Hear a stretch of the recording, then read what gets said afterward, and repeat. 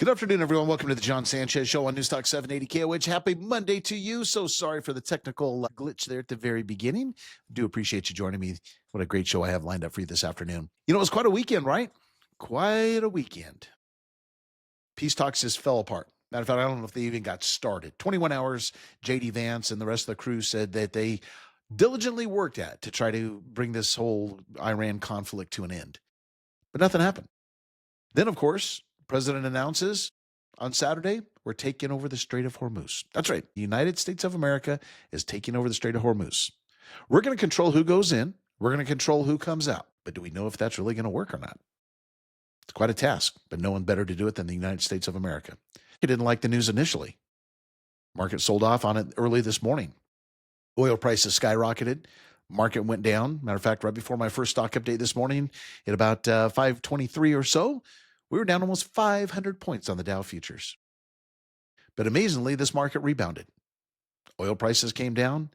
And once again, I'm going to use the term as I've used almost every single day in this market as this war has gone on.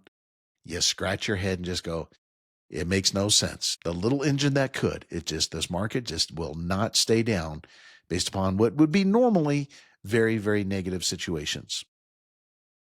But it prompted me to create today's topic, the retirement lie that could cost you everything. Pretty harsh comments, right? But it's very true. And what I'm referring to is something that many people, and including advisors, are taught to tell their clients. And that is this: put every dime that you possibly can into one single investment. And that investment, if you save enough money, will take care of you for the rest of your life once you get into retirement. And that one investment I'm talking about is the 401k. But here is the lie. If you think your 401k is going to carry you through retirement, you may be in for a very, very rude awakening. So today what I'm going to do, after I give you my stock market recap, I'm going to expose the biggest retirement lie that most Americans still believe, and why this lie could cost you hundreds of thousands of dollars if you don't fix it starting now. So you don't want to miss this topic, because I know majority of you listening that are hard at work, your work hopefully has provided you with a 401k. But looking at it wrong, handling it incorrectly, could be one of the biggest mistakes that you ever make. Because you see, we're brought up to tell you, and you're brought up to believe that your 401k is going to be the holy grail of everything. It will provide you income for life. You just have to save a whole bunch of money. Well, part of that is true, but there's a lot of it that is not true. And that's what I'm going to expose to you in today's topic. All right, so we'll get to that momentarily. In the meantime, let us get down to today's stock market activity. So once again, we go back to what happened this weekend. And this weekend was, again, a bit of a heart stopper for many of us. I know I could not wait till 3 o'clock yesterday afternoon when the future started trading, because I'm thinking, oh, this is not going to be good. This is not going to be good. Let your imagination wander just a little bit. All right, United States Navy comes in. They control every ship going in, every ship going out. There's over 1,600 miles of shoreline in the Strait of Hormuz. In fact, it's closer to 1,700 than it is to 1,600. A lot of bad guys sitting on those shores. Still, Iran says, oh no, you guys haven't sunk everything that we have, as far as those mini boats that can cause all kinds of damage that they've done over the years. So you sit there and you go, okay, let's think about this for just a second. The negotiations broke down. Nothing happened for the 21 hours that supposedly they all met, meaning J.D. Vance and Pakistan and Iran and so on and so forth. So nothing really happened during that time period, right? They walked away with it from a standpoint that, Iran said, your demands are just, out of left field, basically. Just like what I had said on Friday. What we were asking for and what they were asking for, we were miles apart. So this outcome did not surprise me one bit. But what did surprise me is the president announcing that we are taking over the Strait of Hormuz. And that became effective at 7 a.m. Pacific Standard Time today. Okay, this isn't something that happened over the weekend. This happened today. And so what I want to, kind of sit there and think about is, well, what does this really mean? What's the purpose behind it? Let's start with that. The purpose behind it, of course, is, could we theoretically control all of this oil that China needs, Japan needs, matter of fact, most of Asia needs? that comes out of the Strait of Hormuz from the various ports. Are we now in charge of basically the whole global supply of oil? Well, not the whole global supply, because about 22% of the global oil used on a daily basis comes through the Strait of Hormuz that we now control. Because remember last week, Iran came out and said, okay, we're going to start charging a toll, a couple $1 million at least per ship for any ship leaving the Strait of Hormuz. Trump did not like that idea whatsoever. So now we control it. At least on paper, we do. Obviously, we have a significant amount of naval assets sitting in that area. I don't think anybody wants to mess with us and second guess whether or not this is going to happen or not. Right? So we've got a situation where we basically are sitting there going, all right, well, we control it all. Which, like I said in the beginning, I still believe that this was the intention of the war, for us to control all the oil. The president also said, look, start buying from the U.S., which doesn't make any sense for China and other Asian countries. It's too far. They'd much rather get it from Iran. So now we find ourselves in a whole nother situation, trying to figure out how this whole thing is going to work. Now, I do want to mention that the president did come out. Well, let me rephrase that. CNN came out. That was kind of mid-morning, I guess it was. The reporter Alana Treen, she posted on X that the Trump administration is discussing a potential second in-person meeting with Iranian officials before the ceasefire between Washington and Tehran expires next week. And that's all this market needed to hear. And that's what I said at the beginning of the show, and I say almost the beginning of every show. The engine that just won't give up, meaning the United States economy, the United States stock market. We live and die by the hope that this thing is going to get resolved. Right? You look and see what happened last week, of course, when the ceasefire was announced, and then the talks break down, the futures fall, oil prices skyrocket this morning and overnight. And then all we get is one headline saying, we're going to be open for another round of talks. We hope that works. But as I said last week also, this is a market that is completely whipsawed by headlines. Good headlines, we move up. Bad headlines, we move down. Good headlines, you see, the travel stocks and the oil producers go, you see the travel stocks go up, oil producers go down. You see all the normal things. But once again, we're just whipsawed each and every day, hour by hour, by the headlines that come out of Washington or somewhere else in the world. So the good news is we skated out of the day with some pretty good gains. Matter of fact, we picked up some excellent momentum going into the close. And so at that point, the market is back to something is going to be resolved in this whole situation. Don't know when, but it's going to be resolved. And that's the optimism that investors have at this particular time. So as long as that optimism can remain, I don't think this market's really that concerned about the price of oil. I really don't. It's very apparent that it's not.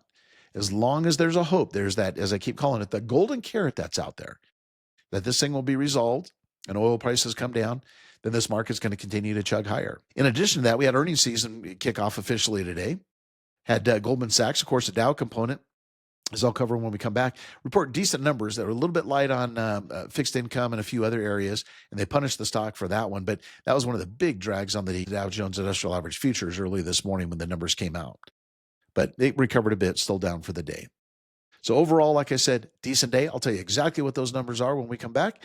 Let's turn it over to Kristen Snow. She's in the Right Now Traffic Center. Kristen, welcome back to the Jon Sanchez Show on Newstalk 780 KOH. Hope you had a great Monday and going to have a great Monday evening. All right, let me tell you how this market fared after, again, pretty good sell-off early this morning after news of the U.S. taking over the Strait of Hormuz became official at 7 a.m. Pacific Standard Time today. We're controlling everything coming in and going out, so it's going to be interesting. Like I said, we were down almost 500 in the pre-market session at about 523 or so this morning, but boy, what a rebound we had. Finished the day higher by 302 points, 0.63%, to a close of 48,218. NASDAQ rose 281 points, 1.23%, closing at 23,183. And the S&P up 69 points, or 1.02%, to finish the day at 6,886. All right, in a moment, we're going to get to our topic, the retirement lie that could cost you everything. Let's go to oil. I don't even remember our best level, or let's see, our worst level today. Worst level as far as market's concerned, best level if you're long oil. I think it was probably my first update. Yeah, we're up $7.71 at 104.25 a barrel. How'd we finish? Up $2.42 to 98.97 a barrel. Gold prices were strong throughout the day, finished with a gain of $20.50, closing at 4,766.80 an ounce, and down 2 basis points on the 10-year Treasury at a yield close of 4.3%. All right, let's get to some of the movers that may be in your portfolio. We'll start with Oracle. Had a heck of a day today. Top performing stock in the S&P 500 finished up $17.54, a 12.71% gain to 155.64. All right, then we go to Microsoft, up $13.50. It was down early this morning and rebounded nicely. 3.64% increase to 384.37. Solid standout there. And out of Goldman Sachs, again, they released in the pre-market session the earnings numbers to kick off this earnings season. Worst level, if I remember, we're down around $34, $35 a share, right around there. Finished the day down $17 and a penny, 1.87% loss to $890.79. Company top earnings estimates very handsomely, by the way. Succumb to, I guess we can kind of call it sell the news. All right. The stock's been running up pretty nicely ahead of these earnings numbers. But also, if you delve deep into into the report, they were a little bit light compared to Wall Street's expectation in a couple areas. Fixed income trading, meaning bonds, et cetera, as well as commodities, did not come in line or better than Wall Street's expectations. So that's what the traders tended to focus on and put the pressure on the stock. Agro, one of the worst performing stocks of the S&P 500, after announcing their CEO is going to step down May the 31st, and a new one's going to be taken over effective June the 1st. So ConAgra today was down 67 cents, 4.41% loss, $14.51. Other than that, like I said, relatively quiet. It was all just about, how's this market going to handle the new news on the Strait of Hormuz? And obviously it turned around and handled things just fine. So I'm not going to waste your time or mine talking any more about it. Let's get to our topic, the retirement lie that could cost you everything. As I told you at the beginning of the show, we are brought up in this industry to tell our clients the following, almost like to scare them. Hey, you know what? Tell your clients they need to save every dollar they possibly can. They need millions and millions of dollars in their 401k when they're ready to retire if they're going to have any kind of retirement whatsoever. It's one of the biggest lies that probably ever created. It's not true. I've had many clients over the years that did not retire with significant sums of money. When I'm saying significant, I'm talking anything, we'll call it over $500,000. Many clients retired with much less than that. But you know what? They still are living one heck of a great retirement. It's not about the size of the 401k account. It's about a few other things I'm going to break down for you. So you're probably told the same thing at work, right? Put every dollar that you have into it. Cool. Like anything, you should save. But here's the problem of a 401k. A 401k can be a diversified investment. And that's the point I want to get to. It can be a diversified investment, meaning most 401k plans now give you a great selection of mutual funds to choose from. And yes, they are sooner or later, we're going to be seeing other types of investments like alternatives and a few other things that Congress is mulling around. And some of it's been approved or just waiting for Department of Labor to sign off. Again, somewhat non-correlated assets, quote, quote, that'll be going into your, or at least being offered in your 401k, especially those of you that work for a company that has a big plan. But let's forget about that for the moment. What's the biggest downside or the biggest risk that you face putting all your money into a 401k? The risk is you're 100% exposed to the stock market. You see, I've evaluated thousands of 401ks over the years, and very, very few people split their money out of the stock market and into fixed income or something that is not pure stock market related. Why? Well, it's been a pretty smart move, actually, because bonds haven't kept up with stocks, and some of the other, like real estate investment trusts and a few other things, really haven't kept up with the stock market. So people tend to manage their 401k the following way. There's an analogy I use. They drive their car by looking in the rearview mirror, not through the windshield. Meaning, when I've sat down with clients and I've reviewed their 401k, and first question I ask is, how did you choose your allocation? And the number one answer that they always tell me is, I sat down usually a couple years ago, and I went through the list and I chose the investments that had the highest rate of return. And I just sit there and go, oh, my dear, not a good way to do it. That's driving the car by looking in the rearview mirror, right? You're buying funds that did well before. Rarely do those funds continue to do well going forward, right? Wall Street rotates. We go from small caps to mid caps to large caps to every once in a while, it'll be everything, right? That goes up on a yearly basis, but rarely. Usually it's going to be some areas of the market will outperform another.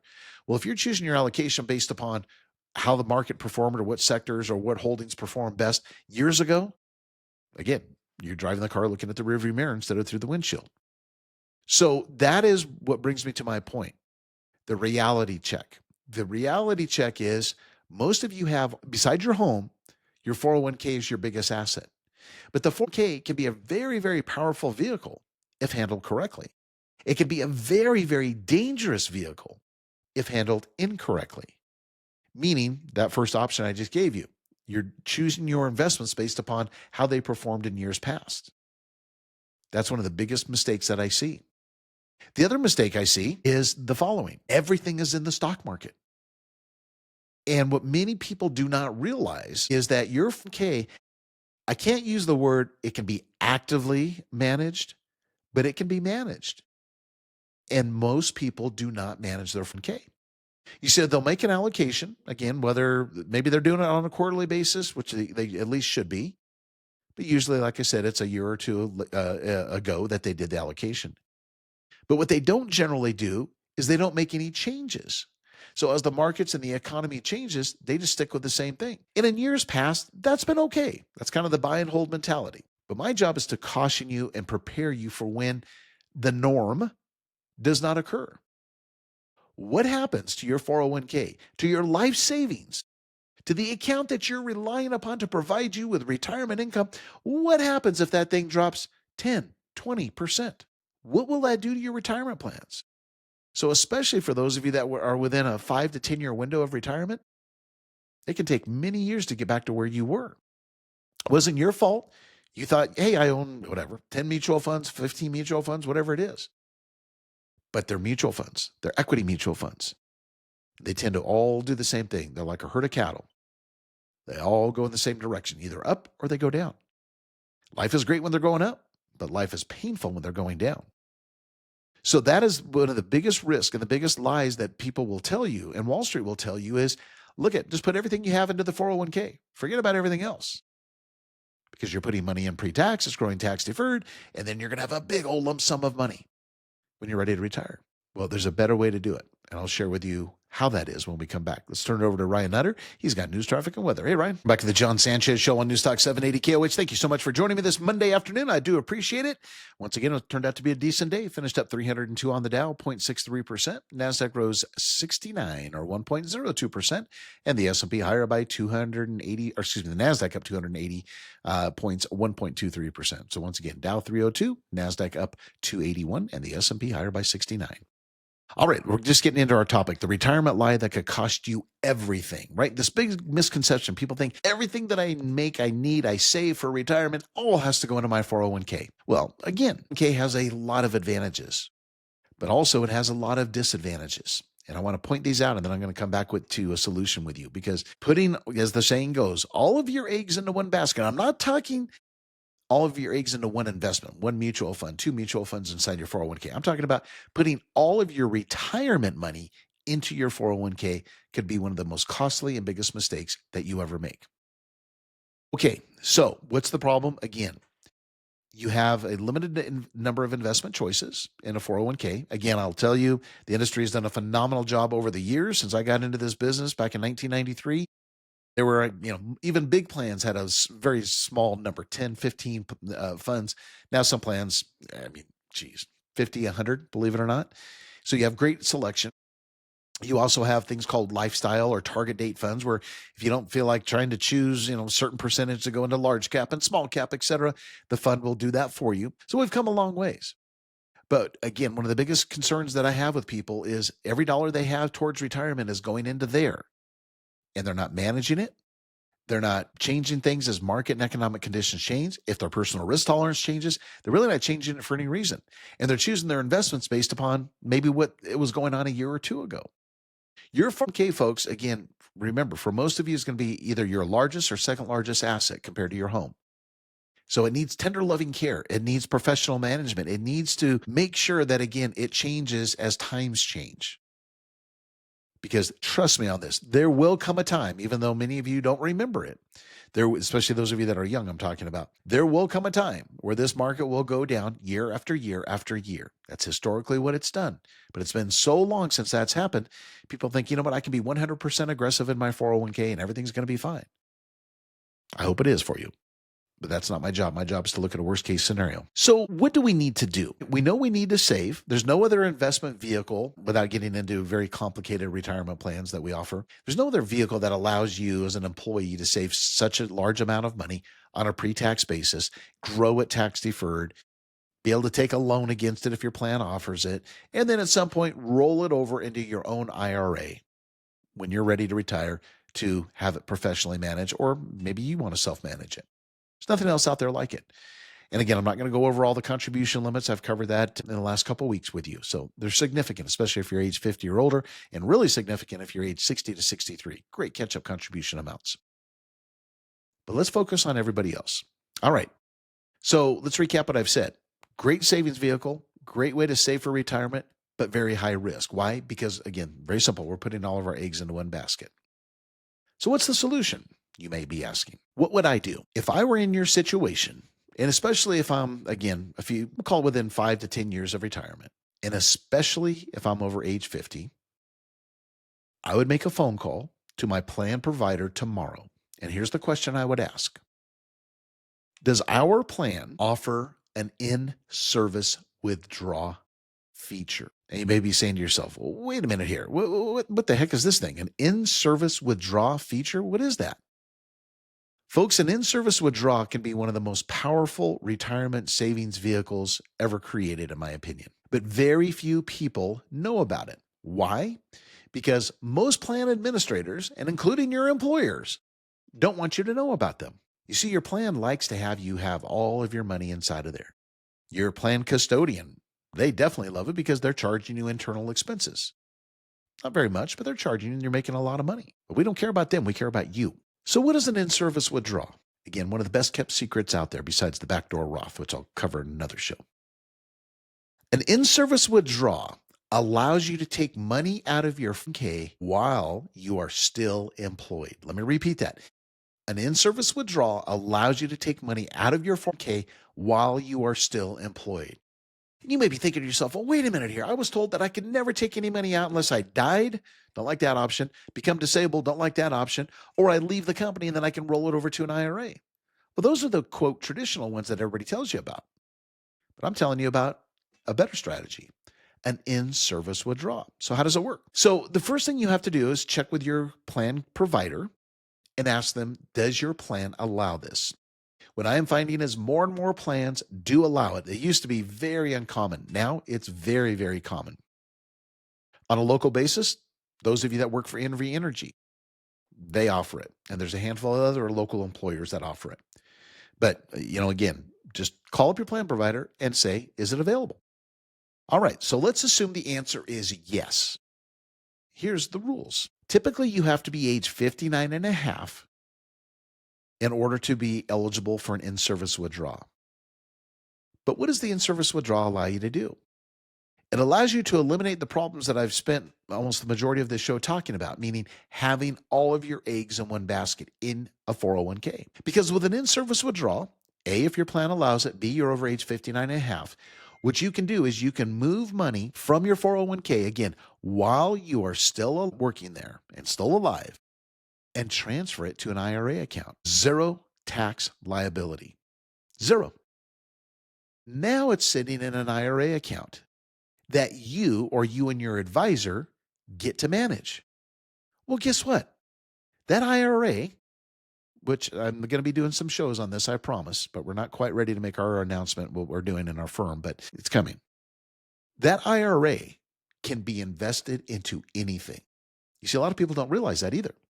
An IRA, if you look at the tax codes, an IRA can be invested into anything other than collectibles, which are defined as stamps and rugs and life insurance. That's right. That IRA, called a self-directed IRA, can be invested into real estate in all forms and aspects, single-family rentals, industrial, raw land, you name it. It can be invested into businesses. Again, whole nother show on that area.